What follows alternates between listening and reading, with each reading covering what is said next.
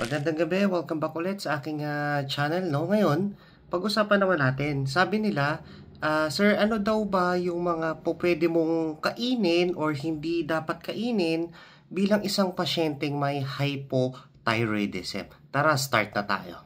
Okay, paglilinaw, no? Disclaimer lang ulit, hindi po ako isang doktor, kung hindi kagaya niya rin po ako na pasyente na may thyroid problem. O tara, kwentuhan na tayo.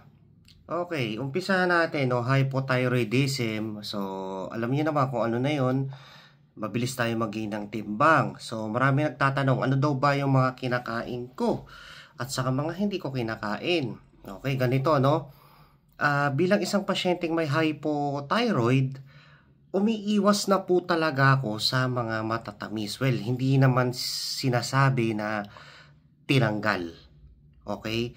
Meron pa rin. Andiyan pa rin naman yung kumakain ako ng chocolate, ng ice cream, ng cake. Pero, piece of everything. In moderation. Hindi po pwedeng pag binigyan ka ng isang slice ng cake, uubusin mo lang sa pag-upo mo na yun. No? So, minsan, sinasabi ko na lang na hahatiin ko to or hati tayo, sinasabi ko doon sa wife ko or sa anak ko, hati tayo, gano'n na lang. Hindi naman po pwedeng, ito yung isang slice ng cake, halimbawa yung favorite mo chocolate cake, uubusin mo siya sa isang upuan. So, hindi na po pwede yung gano'n, no? Hanggat maaari, iwas na po tayo. Okay? Ano pa? Yung sa chocolate, ang madalas kong example dito yung KitKat. Minsan, nakakabili tayo ng KitKat, yung 4 na bar, no? 4 na piraso or 2. So, hindi ko siya kinakain ng isang, ano lang, no? Ng isang kainan. Hanggat maaari, pinuputol ko. Kinabukasan naman yung isa. O, di at least nakatikim ka pa rin. Pero, syempre, sabi nga nila, lahat ng sobra, okay, masama, no? So, dapat control lang or in moderation. Hindi ko naman sinasabing i-zero mo na ang pagkain ng chocolate, pagkain ng cake, ng ice cream, no? So, dapat moderation lang. Tapos yung ice cream, ganun din. Kung isang scoop lang. Huwag na tayong humirit, ha? So, kalaban natin yan eh. Matamis, hindi lang naman may hypo o may problem dyan. Diba? So, alam nyo naman, pagka matamis, maraming po pwedeng maging kakaiba na sakit pag nasosobrahan tayo. Pagdating naman sa mga candy, ayan, wala na talaga ako yan. Minsan, 1 year, wala. Hindi ako nakakatikim ng candy. No? So, yung kahit yung mga simpleng tic-tac, mga ganon, hindi ako nanggaganon. Okay? Next. Umiiwas daw ba ako sa matatabang pagkain? Hindi naman. Sabi ko nga sa inyo, in moderation lahat. Kumakain pa rin naman ako ng crispy pata, lechong kawali, ng barbecue, ng inihaw. Pero, 'di ba? Porsyento lang. Ibig ko sabihin, matikman lang. Hindi naman po pwedeng ulam ko mamayang gabi o ulam ko bukas yun ulit. No? Hindi na ganoon. Talagang porsyento lang. Ganoon, no? Baboy, kumakain pa rin. Lalo na yung adobo, sinigang, syempre Pilipino tayo, no? Kumakain pa rin ako nun, pero portion lang. Okay? Ibig kong sabihin, kung nakatikim na ako ng baboy, let's say isang tipak, kasi laki siya ng kahon ng posporo, or nakadalawa ako nun, enough na yun. No? So, ganun na lang. Okay? Tapos, pagdating naman sa baka, kumakain pa rin, pero sabi ko nga sa inyo, porsyento lang. Okay? Manok, syempre, favorite ko dyan, yung breast part. Okay? Roast chicken, o kaya isinushoot ko sa air fryer, ganun ang ginagawa ko. Wala naman akong sinunod na kung anong diet, lalo na yung mga nauusong mga diet ngayon. Wala po akong sinunod dyan at hindi rin po siya inirekomenda ni Doc. Okay? Pagdating nga pala sa mga keto diet, intermittent fasting, hindi po sa akin inirekomenda yan, no? Well, hindi ko rin sinasabi sa inyo na yun yung gawin nyo, ha? Kasi iba-iba tayo ng katawan. Ang number 1 pa rin na best diet, alam mo kung ano, eat balanced diet. Hindi sinasabing mag-skip ka ng meal, hindi sinasabing kumain ka lang ng puro taba, huwag kang magkanin, hindi totoo yun. Kasi kailangan ng katawan natin ng carbohydrates. Okay? May nagsasabi pa na tanggalin mo yung kanin mo. Well, okay lang kung yun yung opinion mo, bahala ka. Pero ako kasi 25% carbohydrates, 25% protina, okay? 50% fiber. Diyan na pumapasok yung gulay, yung fruits. Okay?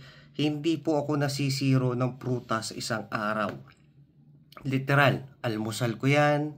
Tapos, pag nagme-merienda ako sa mga alas 3, mga ganyan, fruits. Okay? Minsan, dalawang klase pa. Okay? So, minsan meron akong mansanas, meron akong peras, meron akong orange, watermelon, ganyan. Ganyan ako magmerienda na. Hindi mo na ako mapapakain ng toron, ng kung ano-anong fishball, wala. Fruits ang kinakain ko na merienda. Sa almusal naman, pagkainom ko ng levothyroxine, alam ba, ininom ko yung levothyroxine ng 6:30 o yan alas 6. Kakain ako niyan mga 7. Okay, uumpisahan ko yan prutas. So, ganon. Prutas ako. Mansanas, peras, o kaya itong melon, watermelon. Minsan, halo-halo na. Nagcha-chop na ako, nilalagay ko na dun sa container ko. No? So, mas madali yun. Medyo, nung una, pahirapan lang din kasi nag-a-adjust yung katawan natin. Pero bago ko na-achieve yung mga normal na result ng lab chem, mga 6 na buwan mahigit din. Sabihin natin 1 year. Kasi, pinalitan mo yung, yung diet mo eh. No? Pinalitan mo yon, yung dating unhealthy diet, ginawa mong healthy. No? So, may adjustment talaga yun. No? Awa ng Diyos, okay naman. Nakatch ko yung gusto kong timbang. Okay? Hindi ako talaga fan ng mga ketogenic diet na kumain ng taba. May mga kakilala akong ganyan, no? Ginawa yan. Diyos ko, yung cholesterol nila na doble, triple pa. Diba? May mga ganun. Tapos yung iba naman, intermittent fasting, ayun, may, alam niyo naman sa balita, may nakoma, may nagkaroon ng problema sa stomach, no? So, hanggat maaari, eat balanced diet kasi yung katawan naman natin, nakadesign naman talaga siya para kumain tayo. Okay? Pero syempre, hindi naman tayo kumain ng sobrang dami or magpaka-dupang sa pagkain, no? So, hanggat maaari, balancing diet, hindi sobra, hindi kulang, balanse. Alam ko namang gusto nyong malaman, no? Pagkain Pinoy pa rin ba ang kinakain ko? Ba, syempre, pagkain Pinoy pa rin. Andiyan pa rin yung kumakain ako ng nilaga, sinigang, adobo. Pero sabi ko nga sa inyo, piece of everything. Okay? Hindi lang ako marunong mag-track talaga ng ng calorie intake na yan. May mga sikat na diet ngayon, yung calorie deficit, pero maganda yun. Okay? Yung calorie deficit, talagang hindi ka tataba doon dahil yun computed yun para sa sa height mo, sa edad mo, sa metabolism mo, 'di ba? Maganda yun, magpaturo kayo doon sa marunong. Hindi kasi ako marunong mag-compute noon kung paano Tapos yung yung ito importante din, yung water intake natin, no? Dahil ako medyo may kalakihan ako, nasa 5'9" ako. Tapos aktibo ang lifestyle ko dahil sa trabaho ko na rin, no? Tubig. Hanggat maaari, damihan nyo inom ng tubig. 10 baso, lalo na ang bansa natin, Pilipinas, mainit. So, 10 basong tubig hanggang 12 baso or kung kaya mong lampasan, okay lang naman. Wag lang naman yung sobra, no? So, ganun lang. Lalo naman sa atin, uso yung aqua flask. Sige, maka 1 litro ka o 2 litro, okay yun. Ang importante, umiinom ka, hindi ka na-dehydrate, no? Tapos pagdating naman sa soft drinks, iniiwasan ko rin yan. Actually, dito sa Australia, uminom ako ng soft drinks. 0 caffeine, 0 sugar. Bihira pa. No? So, ganun. Uminom man ako ng usually Coke, yun, 0 caffeine, 0 sugar. So, ganun lang. Yung mga Sprite kasi dito, Pepsi, may mga ganun na rin. 0 caffeine, 0 sugar. Okay. Minsan ipapakita ko sa inyo. No? So, ganun lang naman. Hindi naman komplikado yung diet. Ang problema lang talaga, yung disiplina. Kung ikaw kakain ka ng labis-labis o na sobra-sobra, talaga magkakaproblema po tayo, no? So, disiplina, sarili natin yung kalaban natin dito. Okay? So, hindi kung ano, hindi pagkaing Pinoy, hindi pagkaing dayuhan, kundi sarili natin ang kalaban natin dito. Gumagamit pa ba ako ng sausawan? Umiiwas na rin ako. Ginagamit ko suka lang, pero ako yung gumagawa, no? So, yun lang. Ganun, suka. Pero yung mga toyo, mansi, patis mansi, zero na yun, no? Hanggat maaari, ako rin ang nagluluto ng pagkain namin kasi pag sa labas ako bibili or ano, bukod sa gastos na, syempre, hindi mo alam kung ano yung mga nakahalong pagkain doon, no?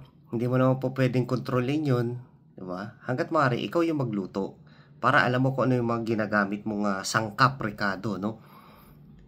Syempre, iba, maalat, no? Sobrang tamis, no? Hanggat maaari, ikaw. Okay? Para at least, alam mo, pasok sa diet mo, pasok pa sa panlasa mo. No? Mas healthy pa. Kung may gagamitin yung iba at medyo makakasama sa health mo, lalo na kung may allergy ka, no? So, at least ay iwasan natin yung mga ganung bagay. So, komplikado ba ang diet o meal plan ng may hypothyroidism? Ang sagot ko, hindi. Disiplina lang ang kailangan natin dito, no? So, magpatulong kayo dun sa mga nutritionist o kaya dietitian, sa mga endocrinologist nyo, no? Itanong nyo kung paano. Kasi sa akin ganun lang. Ang simple lang yung payo niya. Kumain ka ng healthy. Tapos. So, sa tanda na natin to, alam naman natin kung ano yung healthy. Well, may iwasan man akong pagkain, o di, syempre, kagaya ng matatamis, kumain ka man, yung konti lang. Matikman mo lang. Oh, no, wag naman yung sobra. Alam niyo naman kung ano yung sobra sa kulang eh. 'Di ba? Pagka nasobrahan ka, syempre, hindi naman talaga maganda sa katawan yon. Pag kulang, hindi rin maganda. So, kailangan balanse. Wag na tayong mamili. No? Talagang yung diet natin, lagyan na natin ng gulay, ng fruits. Yung kanin natin, kung hanggang isang kanin ka lang, isang kanin ka na lang. Huwag ka nang humirit. No? Ganun na lang. Huwag na yung kung ano-ano pang tinanggal ko yung kanin ko, tinanggal ko yung ganyan ko. Huwag na yun. Kumain tayo ng balanse. Tamang pagkain, yung masusustansya o healthy, may exercise, may pahinga, tapos maraming tubig o magdasal. Huwag niyo kakalimutan yun, no? So, ganun lang kasimple ang ating meal plan or diet plan. So, paano? Hanggang sa muli, no? Maraming salamat sa panonood. At ingat po tayong lahat, no? Medyo may bagyo daw ngayon sa Pilipinas. O, no? So, uminom ng maraming tubig at huwag makakalimot magdasal, no? Paano? God bless everyone and happy weekend.